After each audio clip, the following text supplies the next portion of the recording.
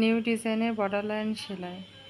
এই সেলাইটা kameez, frock, baby dress সব কিছুর জামার সাইডে দেওয়া যাবে। পাশাপাশি যদি কামিজ হয় সেই ক্ষেত্রে আপনার দুই সাইডে, মাঝখানে দুই সাইডে বর্ডার লাইন করে দেওয়া যাবে, তাতে করে ভিতরে আর কোনো ফুলের প্রয়োজন হবে না।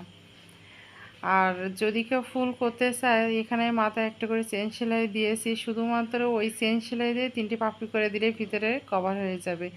তো আসলে বর্ডার লাইন আমি সবসময় একটা কথাই বলে থাকি, বর্ডার লাইন যে শুধু জামার সাইডে, ওড়নার সাইড দিয়ে বা শাড়ি এই ধরনের সাইডে বর্ডার লাইন করা হয় তা কিন্তু না। আপনি ড্রেসের যে কোনো অংশে এটা সেলাই দিতে পারবেন, সেটা আপনার নিজের আইডিয়া থেকে। এমনকি জামার গলায়ও দেওয়া যাবে যদি পারেন, সেটাও সম্ভব।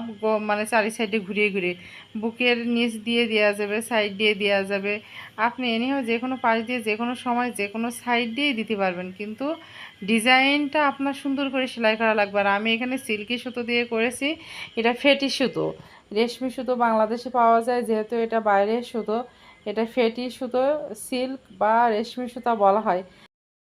এগুলো ভীষণ জড়িয়ে যায়, একটু সাবধানে কাজ করা।